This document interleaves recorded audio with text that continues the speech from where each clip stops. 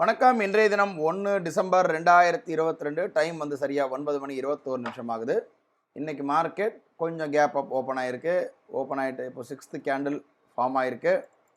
நமக்கு லெவல் கிடச்சிருக்கு ரோபோவில் 43,511க்கு மேலே போச்சுன்னா நமக்கு சிக்னலில் பை சிக்னல் வரும், கால் ஆப்ஷன் பை ஆகும்.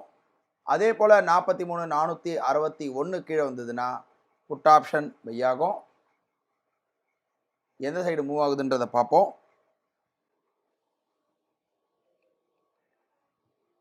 செல்லு வந்திருக்கு, நம்ம பார்க்குறோம். ரோபோவில் எடுத்திருக்கு,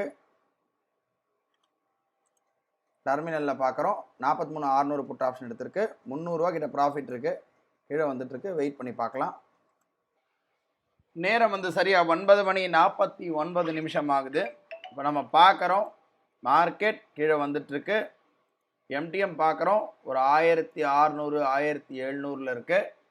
2 லாட் ஆப்ஷன் நமக்கு வந்து ஓப்பனில் இருக்குது.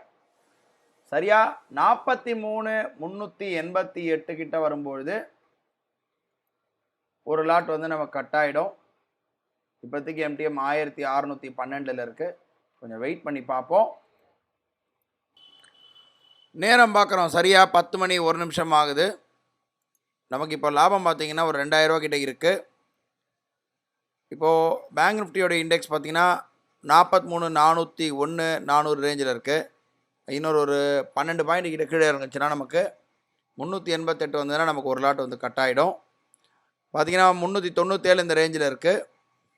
அதாவது 43,397 இருக்குது. 43,395 வந்திருக்கு.